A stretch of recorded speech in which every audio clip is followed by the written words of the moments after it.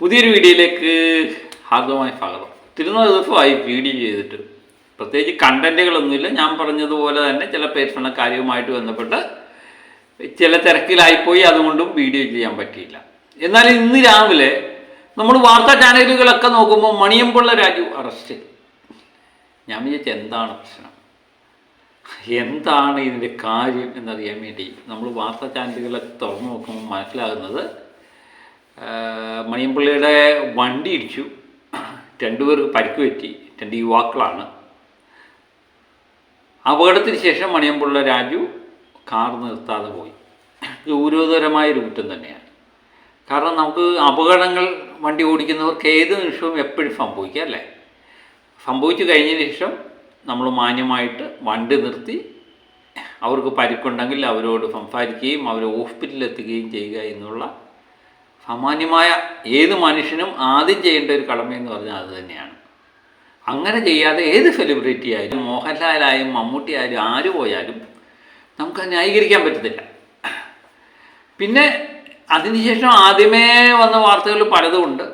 മണിയമ്പിള്ളയുടെ വാഹനം അമിതമായ വേഗതയിലാണ് വന്നത്. മണിയമ്പിള്ള രാജു അങ്ങോട്ട് കൊണ്ടുവന്ന് ഇടിച്ചു. അദ്ദേഹം മദ്യപിച്ചിട്ടുണ്ടോ എന്ന് സംശയമുണ്ട്. നിർത്താതെ അങ്ങ് പോയി. ബൈക്ക് കിലോമീറ്റർ 100 മീറ്ററോളം വണ്ടി എടുത്തുകൊണ്ട് പോയെന്നൊക്കെയുള്ളായിരുന്നു വാർത്തകൾ വന്നത്. എനിക്ക് തോന്നുന്നു അത് ഈ പരിക്കേറ്റ് കിടക്കുന്ന വ്യക്തികളുടെ ഭാഷയായിരുന്നു. ഇടിച്ചവൻ്റെ വ്യക്തി അറിയില്ലല്ലോ. അതിനുശേഷമാണ് മണിയമ്പിള്ള രാജുവാണ് ഈ വണ്ടി ഇടിച്ചത് എന്ന് പറയുന്നത്. രാവിലെ മണിയമ്പിള്ള രാജുവെ അറസ്റ്റ് ചെയ്തു.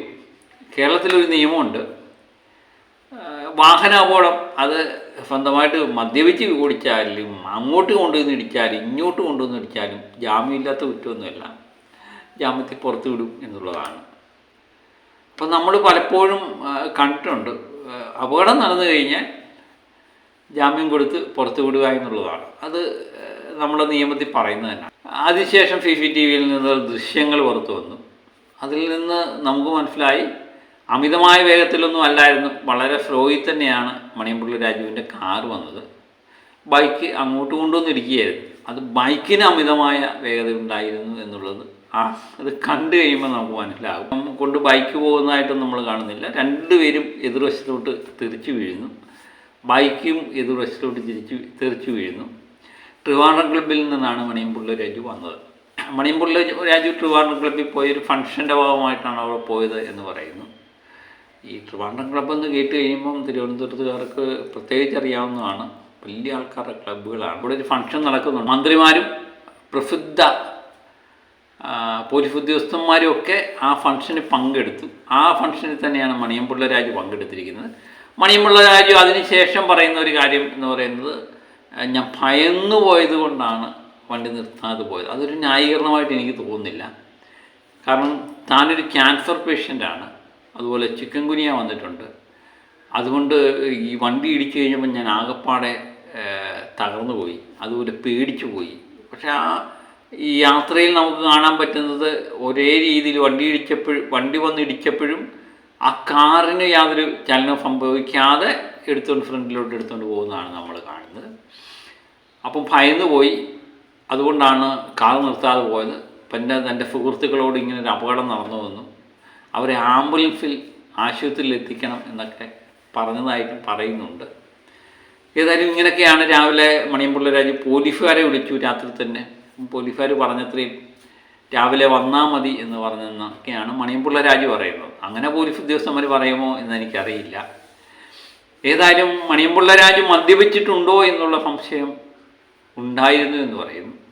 2024 വരെ ഞാൻ സ്ഥിരമായിട്ട് മദ്യപിക്കുന്ന ഒരു വ്യക്തിയായിരുന്നുവെന്നും ക്യാൻസർ വന്നതിന് ശേഷം ഞാൻ മദ്യപാനം പാടെ ഉപേക്ഷിച്ചതായിട്ടും മണിയമ്പിള്ള രാജു പറയുന്നു. അത് ഒരുപക്ഷെ ശരിയാകാം. പക്ഷേ ഇന്നലെ രാത്രി 10 മണിക്ക് നടന്നൊരു സംഭവം, 9:45-10 മണിക്ക് നടന്നൊരു സംഭവം ഇന്ന് രാവിലെ 12 മണിക്കൂർ കഴിഞ്ഞ് 8 മണിക്കൂറിനുള്ളിൽ രക്തപരിശോധനയൊക്കെ നടത്തിയെങ്കിൽ മാത്രമേ മദ്യപിച്ചിട്ടുണ്ടോ ഇല്ലയെന്നൊക്കെ അറിയാൻ പറ്റത്തുള്ളൂ. പിന്നെ സുഹൃത്തുക്കളുമായിട്ട് കൂടി അല്പം മദ്യപിച്ചിട്ടുണ്ടോ എന്ന് നമുക്കറിയില്ല. പക്ഷേ മദ്യപിച്ച് വണ്ടി ഓടിച്ചോ എന്നുള്ളത് നമുക്ക് വ്യക്തമല്ല, കാരണം അതിൻ്റെ സമയം കഴിഞ്ഞു പോയി. പിന്നെ ഉള്ളതെന്ന് പറഞ്ഞാൽ രക്തപരിശോധന നടത്തി ഒക്കെ കണ്ടുപിടിക്കാൻ പറ്റും എന്നുള്ളത് കണ്ടതിനറിയാം ഇത് എവിടം വരെ എത്തും, ഇത് കേസ് നടക്കുമോ ഇല്ലയോ എന്നൊന്നും അറിയില്ല. കേസിന് പുറത്തേ പോകും. നമ്മൾ എടുത്തു നോക്കുമ്പോൾ നമുക്ക് മനസ്സിലാവുന്നത് മണിയംപിള്ള രാജു സിനിമ നടന്നത് ആയതുകൊണ്ട് മാത്രമാണ് വാർത്താമാധ്യമങ്ങൾ ഇത്ര എന്താ പറയുന്നത് പ്രാധാന്യത്തോടെ ഇത് ചെയ്യുന്നത്. കാരണം നമ്മൾ എത്രയോ അപകടങ്ങൾ കാണുന്നു, അതൊക്കെ എത്രയോ വ്യക്തികൾക്ക് പരിക്ക് പറ്റുന്നല്ലേ, അതൊന്നും ചർച്ച ചെയ്യാറേ ഇല്ല. പക്ഷേ ഇത് സെലിബ്രിറ്റി ആയ മണിയംപിള്ള രാജു ആയതുകൊണ്ട് മാത്രം ഇത് പെട്ടെന്ന് ചൂടി പിടിച്ചു. പിന്നെ മാധ്യമങ്ങളെ സംബന്ധിച്ച് അവർക്ക് പ്രത്യേകിച്ച് വാർത്തയൊന്നും കിട്ടാതില്ല, പീഡന കേസുകളൊന്നുമില്ല. കുറച്ച് നാൾ അതിട്ട് അലക്കി, അതിനുശേഷം വേറെ പലതും എടുത്തിട്ട് അലക്കി, അതിനുശേഷം കിട്ടുന്ന ഒരു വാർത്തയാണ് സ്വർണ്ണപ്പാളി വിഷയത്തിൽ ഇങ്ങനെ പലർക്കും ജാമ്യം കിട്ടിക്കൊണ്ടിരിക്കുന്നു. ഇതിനിടയിൽ പിന്നെ തുടർച്ചയായിട്ട് പല വാർത്തകൾ, ഇപ്പം രാഹുൽ മാങ്കൂട്ടത്തെ പറ്റിയും സ്വർണ്ണപ്പാളിയെ പറ്റിയൊക്കെ നമ്മൾ മാസങ്ങളായിട്ട് കേട്ടുകൊണ്ടിരിക്കുകയാണ്. ബോറടിച്ച് തുടങ്ങി എന്ന് മാധ്യമങ്ങൾക്കും അറിയാം. അതിനിടയിൽ പെട്ടെന്ന് കിട്ടിയൊരു സാധനമാണ് മണിയംപിള്ളയുടെ ഈ വാർത്ത. അങ്ങനെ അവർ ആഘോഷിച്ചു എന്ന് പറഞ്ഞാൽ മതി. മണിയംപിള്ള നടക്കുന്നതും മണിയംപിള്ള പോലീസ് സ്റ്റേഷനിൽ പോകുന്നതും അവിടുന്ന് ജാമ്യം എടുക്കുന്നതും അതുമായിട്ട് ബന്ധപ്പെട്ട വാർത്തകൾ ഇന്നലെ രാത്രി മുതൽ കൊണ്ടാടുന്നുണ്ട്. അതിന് ഏകദേശം ഒരു ശമനം വന്നിട്ടുണ്ട്. മണിയംപിള്ള ജാമ്യം കിട്ടി പുറത്തു പോയി.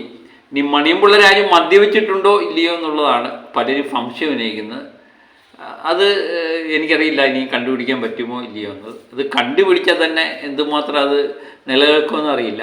ഏതായാലും 2 പിള്ളേർക്ക് പരിക്ക് പറ്റി ഉണ്ടുള്ള അവർ രണ്ടുപേരും ഒരാളുടെ രണ്ട് കാല് ഒടിഞ്ഞു എന്നാണ് കേൾക്കുന്നത്. ദൃശ്യങ്ങളൊക്കെ പുറത്തു വന്നിട്ടുണ്ട്. കേസിൻ്റെ വഴിക്ക് പോകട്ടെ. ഏതായാലും ഇടയ്ക്ക് ദൃശ്യമാധ്യമങ്ങൾക്ക് ഒന്ന് ആഘോഷം കിട്ടിയൊരു സാധനമാണ്. വാർത്തകൾക്ക് പഞ്ഞമുള്ള സമയമാടേ. അപ്പോൾ ഇത് കിട്ടിയാൽ മണിയംപിള്ള രാജു ഇതിനകത്ത് പ്രതിയാണെന്നും കൂടെ കേട്ട് കഴിഞ്ഞാൽ പിന്നെ ആഘോഷിക്കത്തില്ലേ. ആഘോഷം തകൃതിയായിട്ട് കിടക്കട്ടെ. നമുക്ക് മറ്റൊരു വാർത്തയുമായിട്ട് വീണ്ടും ഞാൻ എത്താം. അപ്പോൾ മറ്റൊരു വിശേഷമായി ഇതുവരെ